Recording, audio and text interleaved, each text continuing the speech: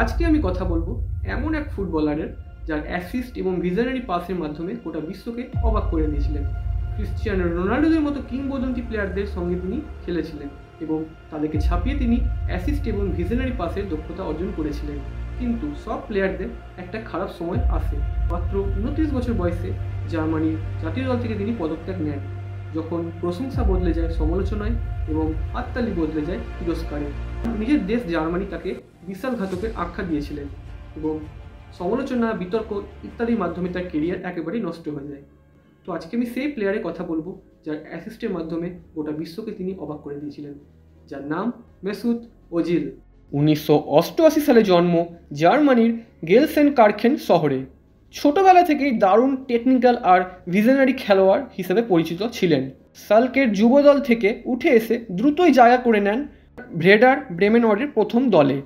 এখানে ফুটবল দুনিয়ায় প্রথম ওজিলকে চিনল এক জাদুকরী পাস মাস্টার হিসাবে।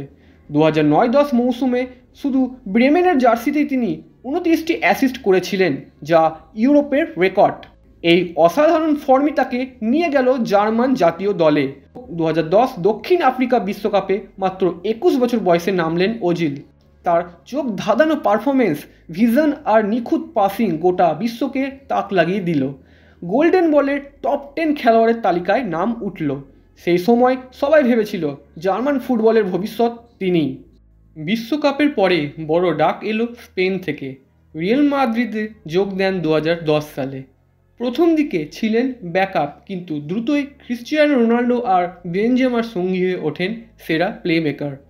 ক্রিশ্চিয়ানো রোনাল্ডো নিজেই বলেছিলেন, আমার কেরিয়ারে সেরা অ্যাসিস্ট পার্টনার হলো মেসুত ওজিল। মাত্র 3 বছরে রিয়াল মাদ্রিদের সেরা অ্যাসিস্ট প্রোভাইডার হয়ে ওঠেন। 2013 সালে এক বড় ধাক্কা। রিয়াল তাকে বিক্রি করে দিল আর্সেনালকে মাত্র 50 মিলিয়ন ইউরোতে।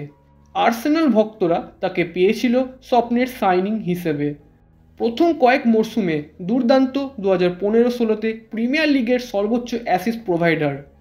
কিন্তু ধীরে ধীরে ম্যানেজার পরিবর্তন, ট্যাকটিক্যাল পরিবর্তন আর নিজের ফর্মের পতনের কারণে সমালোচনা বাড়তে থাকে। মাঠে ওজিল আগের মতো জাদু দেখাতে পারছিলেন না। ওজিলের পতনের বড় কারণ ফুটবল মাঠের বাইরের রাজনীতি। তুর্কির বংশোদ্ভূত হওয়ায় তার হৃদয় সবসময় দ্বিধায় ভুগত। একদিকে জার্মানি, অন্যদিকে তুরস্ক। 2018 সালের টার্কির প্রেসিডেন্ট এরদোয়ানের সঙ্গে ছবি তোলেন ওজিল। এরপর থেকেই জার্মান মিডিয়া ও ফেডারেশনের প্রচণ্ড সমালোচনার মুখে পড়েন।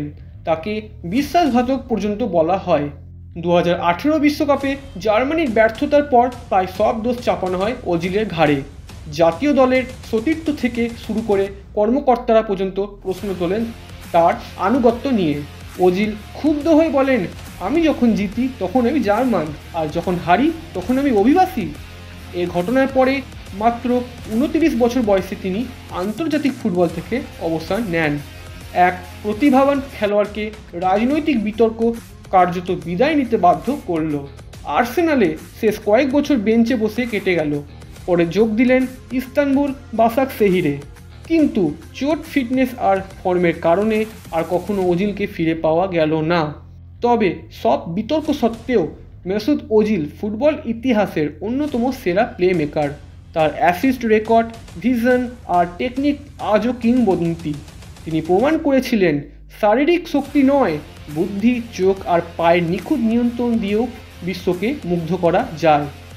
তবুও দুঃখ থেকে যায়, যদি বিতর্ক আর রাজনীতি না থাকতো হয়তো ওজিলের কেরিয়ার আরও বড় উচ্চতায় পৌঁছাতো। তো বন্ধুরা, ওজিলের গল্প আমাদের শেখায় ফুটবল শুধু মাঠের ভেতরে খেলা নয়, মাঠের বাইরেও অনেক কিছু হয় যা একটা তারকার ভবিষ্যৎকে পাল্টে দিতে পারে।